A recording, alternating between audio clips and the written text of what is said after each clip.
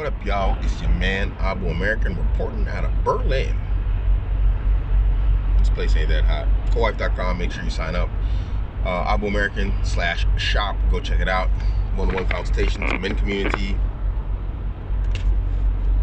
the vetting guide, anything you're looking for. Not anything, but a lot of what you're looking for. So anyway, I want to talk about advice and help. Because advice is a type of help, right? It is.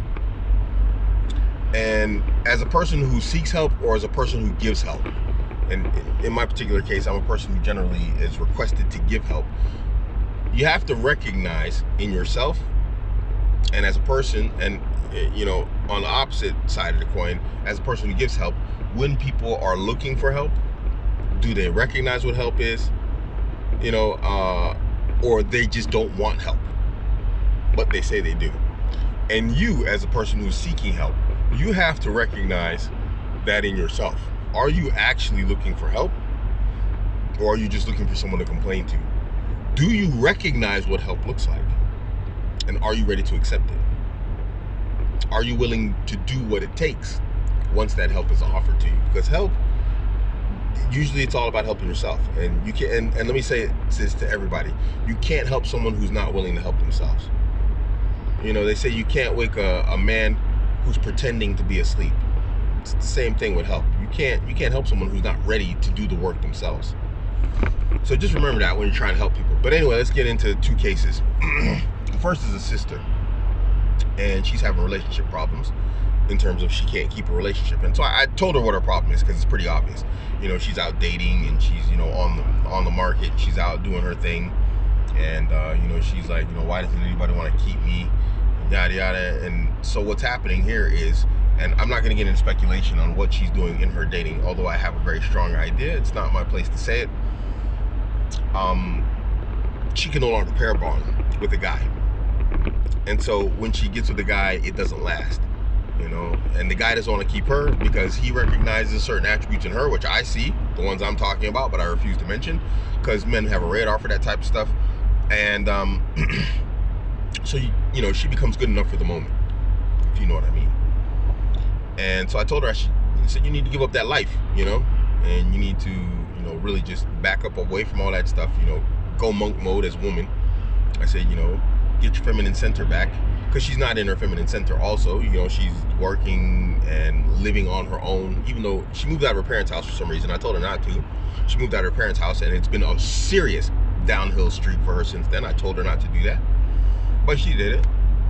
Sorry, vegetarian pizza chunks. And so I listed all this stuff to her, and then I told her, this, that, the other. And I told her also, when I met her, she was in her mid-30s. Now she's coming to her late 30s. I said, you don't have time to play. It's like, you're coming up on your late 30s. I was like, you need to go to the gym. You're not in your, prime condition in terms of fitness and this, that, the other. She's a big girl. And I had this conversation with her. So she was like, yeah, I see, but I'm just not motivated. All I want to do is sleep. She's taking substances to sleep because she's so depressed and so just messed up from all this type of stuff. And I told her, it's like, hey, you gotta break that, man. You gotta get back into your feminine center. But in order to do that, these are the things you have to do. I was like, and you don't have time, sister. I was like, you don't have time. It's going fast. Your life, it's shooting by you. I said, just imagine when you were young and whatever else. I said, how long ago was that? She was like, yeah, it's not that long ago. I said, yeah, I know. I was like, so really need to get working on this. So about 2 days later, she posted a video, and immediately I recognized that it was a video in regards to the conversation we had. And there's some fat chick. For all I know, it's Lizzo. I don't know these famous people, man. I don't care who they are. But this fat chick's on here talking about how she met her match in her later years, and she's like, oh, he's great, yada yada, blah blah blah. And let me tell you, women, you don't have to have things done by a certain way. You ain't gotta be a certain way. When that guy comes, he's gonna be there for you. But you can hear by the way this woman is talking on some talk show. She's someone famous. I don't know who she is. She found that guy, and she found her lane with that guy, and that's why she's with him. She's a woman who's in a very powerful environment in terms of money and finances. She's apparently someone famous because, like I said, she was on a talk show. Could have been Red Table, could have been Oprah, I don't know. It was a bunch of, them famous women just sitting around talking on TV. apparently that's a thing with TV. So anyway, you know, it was like almost like that lady heard our conversation and made that video. So I was like, oh, okay, this is the advice she's gonna take. That I don't have to do anything, you know, that I don't have to be a certain way to attract a certain type of man, you know, and it'll just come. You don't have a time frame, you don't have a window. And I was just sitting here thinking like, wow, it's like, you know, you're gonna take this exceptional woman. This woman, she's not an exceptional woman, but she has an exceptional situation, you know, to where she's in a position with high-powered men, you know, and she has money, and therefore some guy decided to claim her because he probably doesn't have to worry about his money around her, and she knows how to, you know, act and behave in a particular way. Because I guarantee you, that woman is not doing whatever she wants and behaving however she wants around whatever guy it is. You can tell she's with that guy, and you can tell that she's willing to do what it takes by the way she's talking to be with that guy. But that's the problem with a lot of our sisters right now, including this one, is that they just want it and they don't want to do anything for it. All these high mahars, all these demands for, like, you know, and expectations of a husband, while at the same time refusing to accept any sort of demands and expectations upon themselves. And that's not how the world works. Everything worth something has a trade-off value to it. That's why Bugattis aren't like the same price as Volkswagens. You know, the higher the value of something, the more you have to do in terms of work, business, whatever else, in order to afford it. It's the same thing with our relationships with men or women. The higher value you're going to have to be to get the higher value partner, both male and female. And high value males are not accepting certain types of behaviors, you know, or physiques from women in their lives. And so you're going to have to do the work. I'm oversimplifying here. Obviously, there's going to be more than just physique and all this type of stuff. But it's a classic example of how you give someone. I gave her a lot of clear advice. Like, no, you're doing this. This is what you need to do to get what you want in terms of getting the man that you want. Make this step. Take this action. I guarantee you'll have success. Give them exact information. I gave her a lot of exact information. But what is it? It's work. And what did she say to me? She said, oh, you know, I'm not so motivated, you know, blah, blah, blah, yada, yada. Just want to lie in my bed and yada. So she just wants something great in terms of a man to just fall in her lap out of the sky. He's just going to come from the samat. She wants to go raise her hands to the sky, you know, while dating and taking substances and whatnot to sleep, and then, you know, expect the man, her dream man, to fall from the sky. I was like, sister, this doesn't work like that. And then she refuses to accept my advice and accept some some very specific advice to one very specific woman and situation that we see generally doesn't work for other women, because this woman getting an exceptional man in her later years while being rich and famous and on TV is not the condition of most women in the world. So that's the advice she chose to take. So she's not really looking for help, because help requires work. What people want a lot of times is they want hope. And you got to understand that. Help requires work, and when someone wants help, they will do the work. But what this sister was describing to me, and what I see from her, and what I hear from her, she just wants to hope and wish. And you see, the crazy thing about luck, which I don't believe exists, but if you were to say luck did exist, it would be from hard work.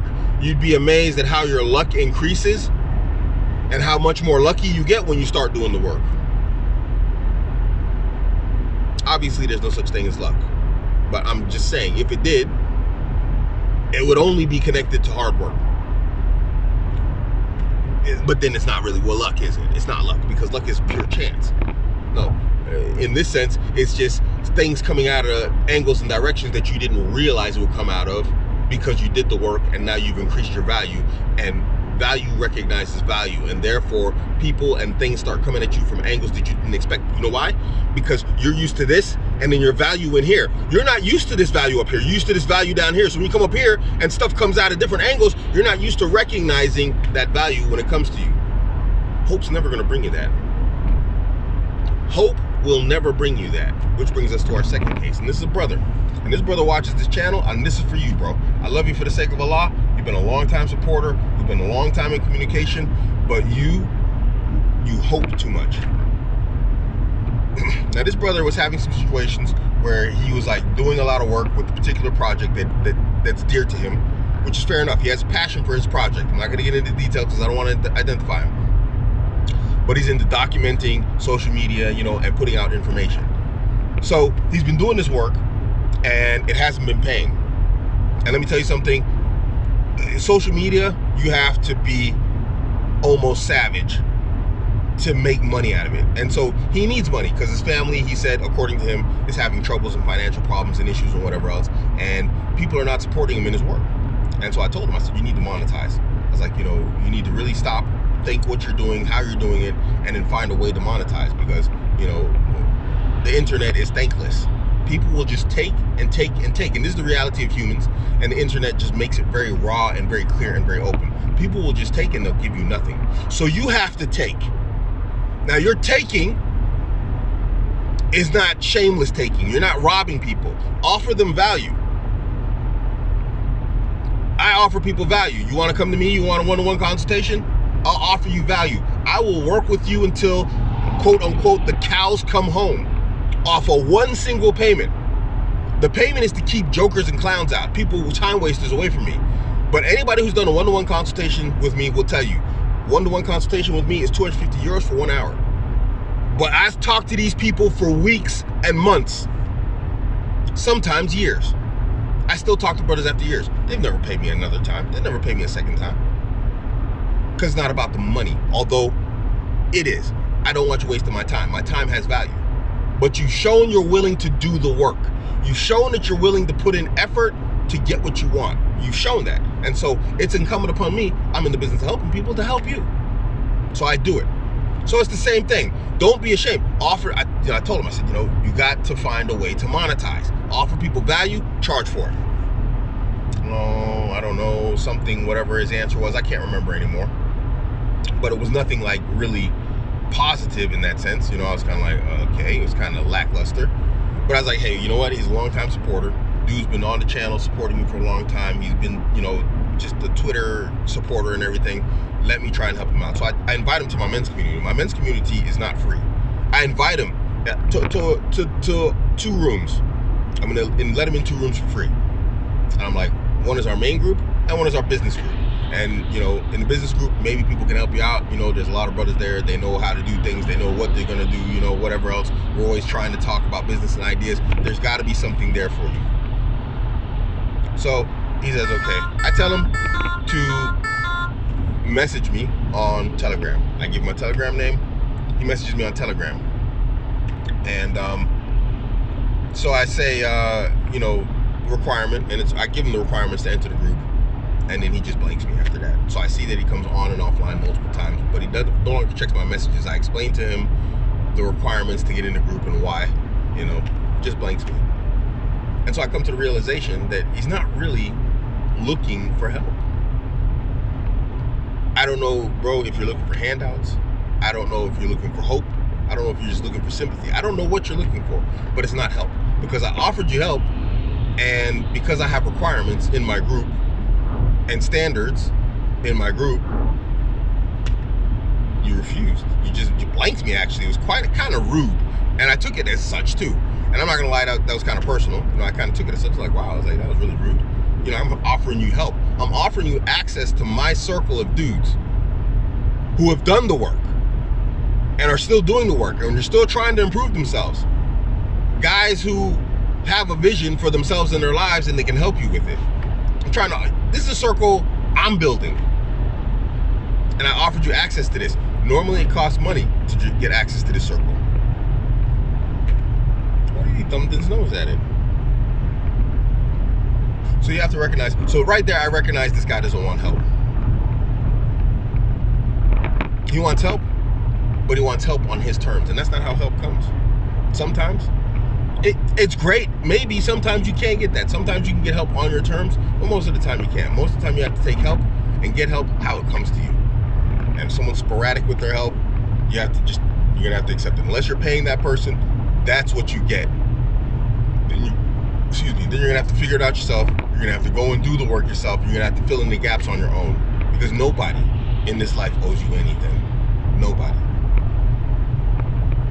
So if someone's willing to help you, take the help and run with it. Guys, don't waste your time. You can't save the world. Build your tribe, find your people, and those are the ones you're going to work with intensively. They're going to work with you intensively. They're going to help you with your gaps. You help them in their gaps. This is what makes you strong. This is what makes us powerful. This is what makes us people who will have influence in the environments that we enter into as we build our tribes together. But weak links cannot be allowed in. And a weak link can be found multiple ways. It can be found in the woman that's married to a man in your tribe. It can be a man you let into the tribe who doesn't deserve to be there. It's people who don't know what help is, but need it. It's people who don't want help, but say they do. And it's people who say they want help, but can't recognize it, nor are willing to do the work. You know, as things get better for me in life, Abuamerican, you know, and I thank my brothers and my sisters out there who made dua for me and my issues. Those, you guys, those, especially in my men's group, men's community, you guys, you made specific dua for me that I'm in the position I'm in now. And you brothers know my position right now is Abuamerican, barakallahu feek. You know, that's my help. I ask brothers for help for dua and whatnot. And it would seem that the righteous from amongst our brothers, the dua was accepted. May Allah bless you and grant you His Jannah. May He give you multitudes upon multitudes of what you made dua for me, whether He answered or not. May He grant it to you. I hope He accepts my dua for you. That's my help. You know, and when I have questions or whatever else, or I need help, I go to my brothers, and my brothers, they have help for me, and I'm willing to take that help. I'm willing to accept it, because I understand that, you know, the only place there's handouts is in Biden's America. But I also understand that there's a payment that comes out of it, you know, and that's called inflation. So in life, it's the same thing. Yeah, you may get like the free handouts, you may get the free help, but there's always something connected to it that's worse. So be careful, guys, because you will waste your life in the same way that these people waste their lives, trying to help them. You have just as much to lose trying to help someone who doesn't want, can't recognize, or isn't willing to do the work to help themselves as a person who's trying to offer them assistance. You can lose just as much. And don't doubt for a second that that's not true. So don't be ashamed to put conditions, even if it's financial ones, upon your help, because you have to see at some point, somewhere, that this person is willing to put in effort in order to change his or her life. And most of them aren't. It's going to be a very elite, very few group of people who are willing to do that. And those are the people you want to find. Those are the people you want to be. Anyway, I've been rambling and ranting on enough on this topic. And I make dua for all your people out there, you know. I got a whole story that I can tell about myself when I went to look for help. And it's going to come out, inshallah. I'm going to tell it because, you know, some interesting things have popped up in terms of, like, you know, people who've come onto the scene and I don't like. And when I went to them for help, you know, they weren't offering help. You know, they were attacking people and harming people. And it's a story of actually part of the story that I left out on how I came into Red Pill. So I'll tell that story, inshallah. And it's all about help, because I was looking for help, you know, when I entered my first polygynous marriage. And so, yeah. Anyway, gonna make another video here. This one will get uploaded today. And yeah, so there'll be 3 videos over the next 3 days. I'll be wearing the same thing, because I recorded them back to back, inshallah. All right, guys, man, Abuamerican.